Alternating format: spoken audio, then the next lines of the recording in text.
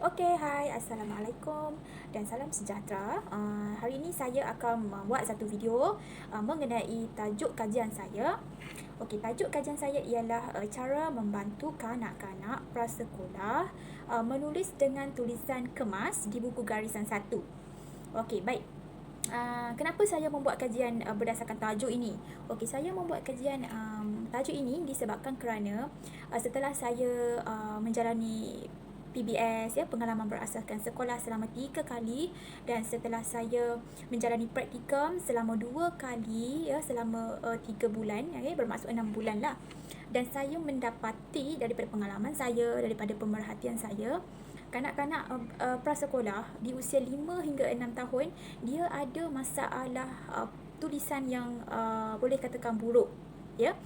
Saya katakan buruk itu kerana tulisan mereka tidak kemas, tidak jelas dan tidak dapat difahami.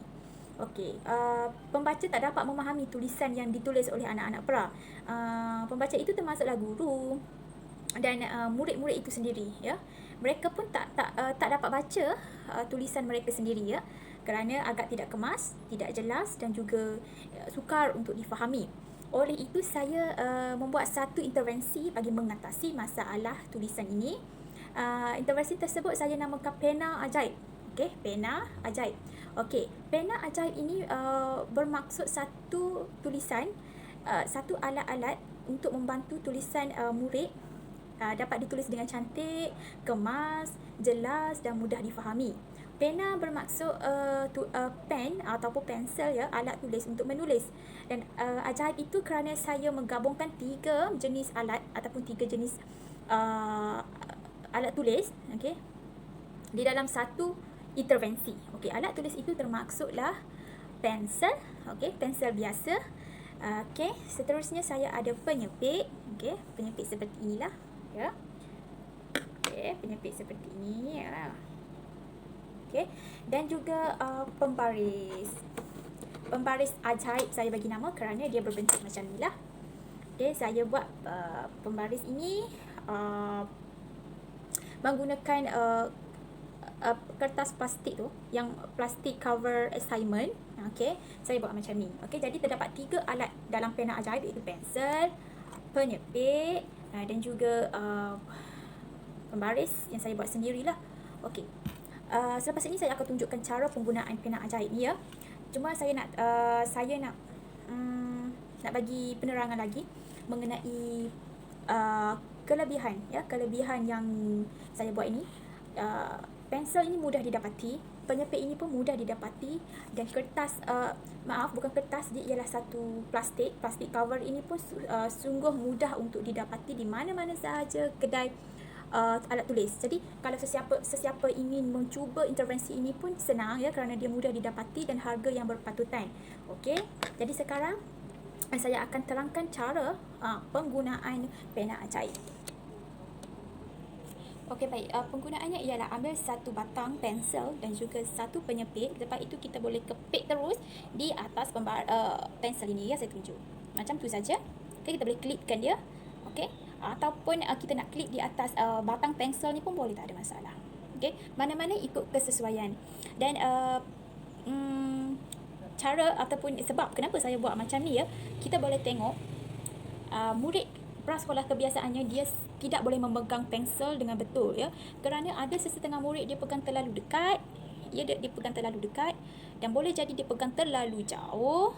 Okey, boleh juga dia jadi pegang 2 jari, ada juga yang pegang 2 jari, ada yang pegang 4 jari, ya, 4 jari, dia guna 4 jari pun ada, ya, dia guna macam tu pun ada. Kalau kita perhatikan, memang banyak anak-anak prasekolah dia tidak dapat memegang pensel dengan cara yang betul. Oleh itu, cara yang senang adalah yang betul. Apabila kita ambil pensel, ambil satu klip ataupun penyepit ini, kita terus kepit di atas pensel, kita boleh agak, okey, tidak terlalu dekat dan juga tidak terlalu jauh. Saya guna sederhanalah, kita boleh agak, ya. Jadi murid akan ambilkan satu jari, letak di atas ini. Okey, letak di atas ini. Dia tidak sakit, ya, tidak sakit disebabkan kita bukan kepit jari anak, ya, kita tidak sepit jari anak itu, kita hanya meletakkan satu jari di atas pensel yang ada sepit inilah. Okey. Fungsinya adalah 2 sepit ini memegang jari anak, ya, dan juga tidak dan posisi sepit ini juga berada di paras yang betul, tidak ke depan dan tidak terlalu belakang dan juga tidak terlalu ke depan. Okey, dia berada di betul-betul pada yang selesa lah, kedudukan yang betul. Jadi dua jari ini pegang di tepi lah. Dua ini kita tutup ya. Ajar anak, dua ini tutup. Kita hanya menggunakan 3 jari. Ambil pensel yang telah disepit, letak satu jari tengah ini, okey. Satu jari ini di atas dan gunakan dua ini pegang macam biasalah. Okey. Ini adalah cara pegang pensel yang betul.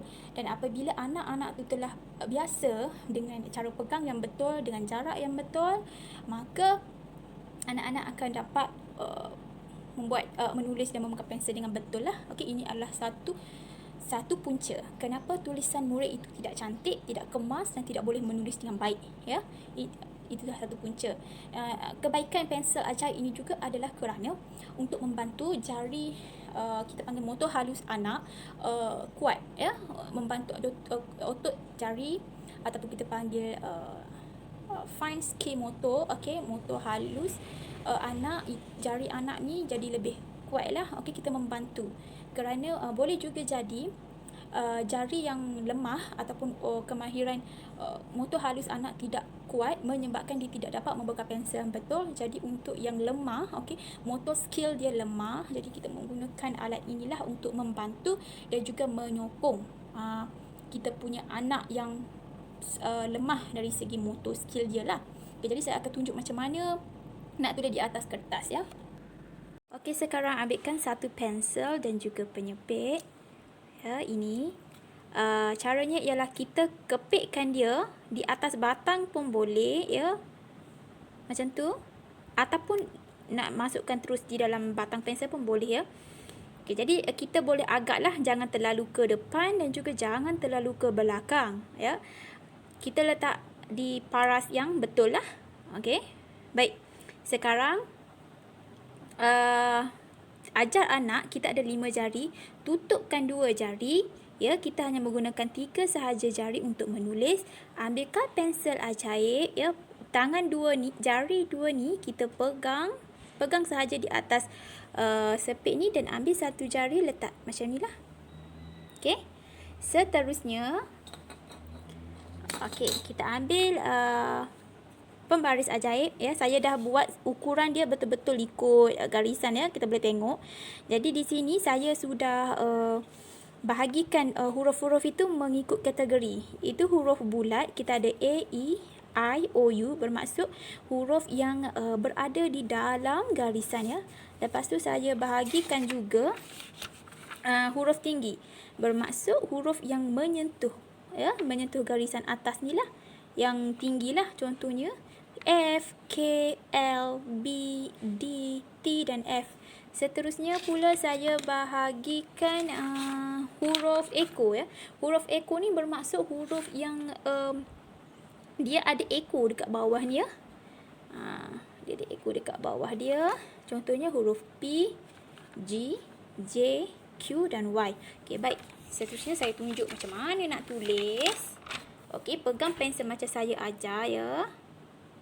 Okey, dengan selesa lah. Okey, dengan selesa. Ambilkan pembaris. Lepas tu letak sahaja. Fungsi 2 ni ialah untuk kita pegang, ya. Anak-anak boleh pegang. Ya, letak di nampak tak garisan pertama ni? Ya, letak di garisan hitam di atas pembaris ni, kita letak di atas garisan buku ni lah. Okay, jadi letak, pegang dia. Ya, anak-anak itu boleh menulis.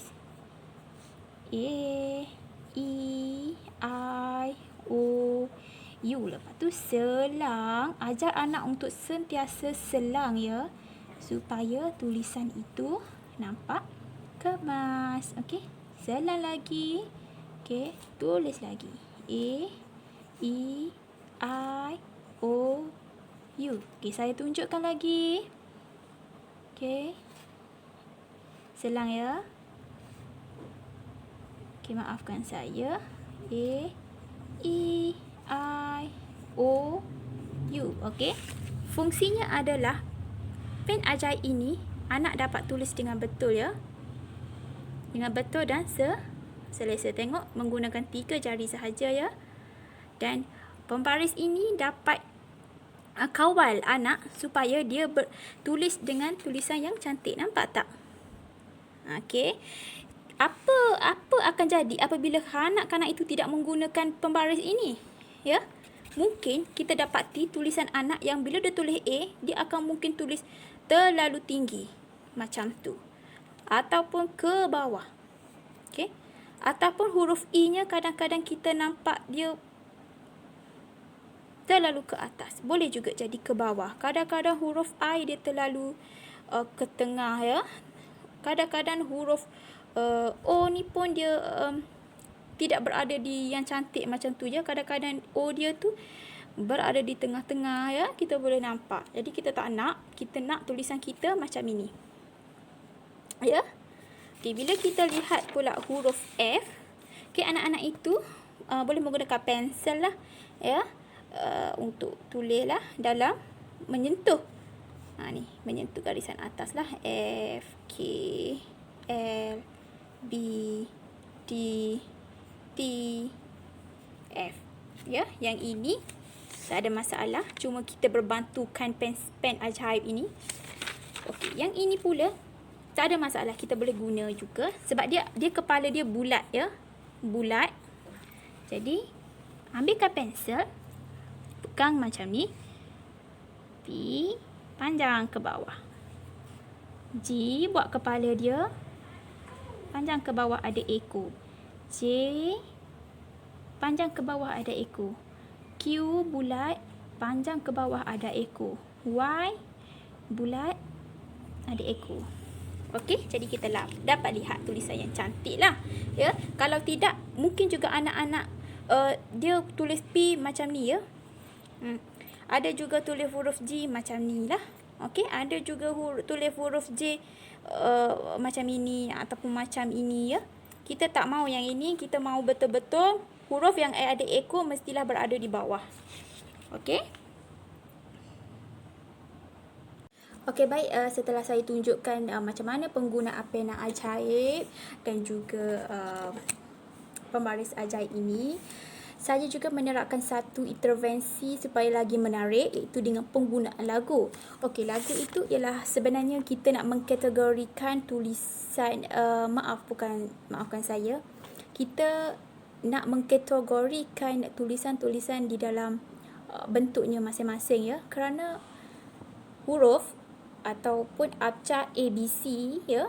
A sampai Z kita ada 27 abjad. Okey, 27 huruf di mana kita boleh kategorikan huruf-huruf tersebut, ya. Saya dah kategorikan huruf bulat seperti huruf vokal A, E, I, O, U.